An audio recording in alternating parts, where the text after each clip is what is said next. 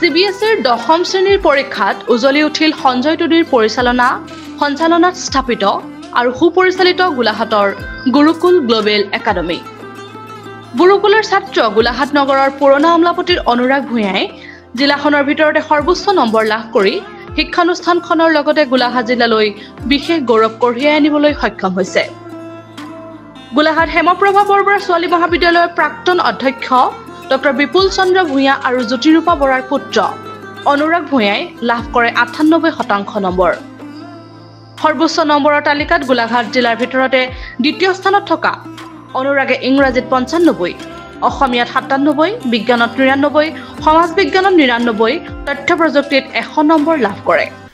পোনপ্ৰথমে মই আপোনালোকৰ সৈতে ৰিপৰ্টাৰ্ছ লাইভ অসমৰ সকলোকে মই শ্ৰদ্ধা জনাইছোঁ আৰু আপোনালোকে যে উৎসাহ দিবলৈ এনেকৈ মোক অভিনন্দন দিবলৈ আহিছে সেইবাবে মই ধন্যবাদ জ্ঞাপন কৰিছোঁ। কালি মোৰ ৰিজাল্টৰ CBSEৰ ফলাফল হ'ল আৰু মই 98% পাবলৈ সক্ষম হৈছোঁ। মোৰ সমাজ বিজ্ঞান আৰু বিজ্ঞানত 99 আৰু 99ত 1 মাৰ্ক থাকি যোৱাৰ দুখ আছে, কিন্তু সেইটো কথাত মই লাগি নাথাকোঁ, যিহেতু যিমান এক্সপেক্ট কৰিছিলোঁ তাতকৈ বহু ভালেই মই ৰিজাল্ট হৈছে বুলি ভাবিছোঁ। CBSEৰ ৰিজাল্টৰ কাৰণে মই ক্লাছ 10ৰ প্ৰথমৰ পৰাই খুব ভয় খাই আছিলোঁ যে কি হ'ব। বহু সময় এনেকুৱা আহিলে যে মই মোৰ দ্বাৰা নহ'ব নেকি, মোৰ মনোবল হেৰাই গৈছিলে বা মই মটিভেশ্যনটো পোৱা নাছিলোঁ। কিন্তু মোৰ ঘৰৰ মানুহেই হওক, মোৰ এয়া শিক্ষক শিক্ষয়িত্ৰীয়ে হওক বা গুৰুকুল গ্লোবেল একাডেমি হওক, মোৰ লগৰীয়াসকল, মোৰ ফ্ৰেণ্ডছ ফেমিলি সকলোৱে মোক সদায় মটিভেট কৰি গ'লে আৰু ক'লে যে নাই তুমি পাৰিবা, তুমি ভয় নাখাবা। আমাৰ এক্সাম চেণ্টাৰলৈও আমাৰ টিচাৰ্ছ সদায় গৈ মেলি আমাক তাত মটিভেট কৰিছিল যে অনুৰাগ তুমি পাৰিবা।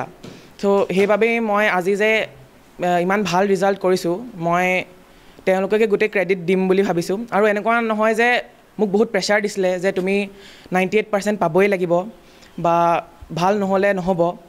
মোক সদায় কৈছিলে যে তুমি যিমান পোৱা আমি সিমানতে সুখী। কিন্তু তেওঁলোকে বহু আশা কৰিছিলে মোৰ পৰা, মোৰ টিচাৰ্ছে হওক, মোৰ ফেমিলিয়ে হওক, মোৰ ফ্ৰেণ্ডছে হওক।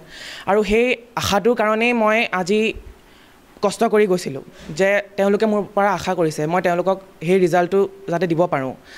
আৰু সেইবাবেই মই আজি 98% পাই খুব সুখী হৈছোঁ। আৰু মোৰ মা দেউতা সদায় মোক বহুত ছাপোৰ্ট কৰি আহিছে ক্লাছ 10ৰ প্ৰথমৰ পৰাই। মোৰ বা যদিও এতিয়া বাহিৰত থাকে, হায়দৰাবাদত থাকে, মোৰ পৰীক্ষাৰ সময়ত মোক হোৱাটছআপৰ যোগেদি, ভিডিঅ' কলৰ যোগেদি মোক কয় যে তই পাৰিবি, তই কৰ। আৰু সেই মটিভেশ্যনটোৰ কাৰণেই আজি মই এই 98% পাবলৈ সক্ষম হৈছোঁ। অমৃত ইণ্টাৰনেশ্যনেল স্কুলৰ জাগৃত নন্দন ভূঞাই 98.6 নম্বৰেৰে জিলাখনৰ ভিতৰতে সৰ্বোচ্চ নম্বৰ লাভ কৰে। উল্লেখযোগ্য যে গোলাঘাটৰ গুৰুকুল গ্লোবেল একাডেমীৰ পৰা অৱতীৰ্ণ হোৱা 33 গৰাকী ছাত্ৰ ছাত্ৰীৰ ভিতৰত 33 গৰাকীয়ে প্ৰথম বিভাগত উত্তীৰ্ণ হয়।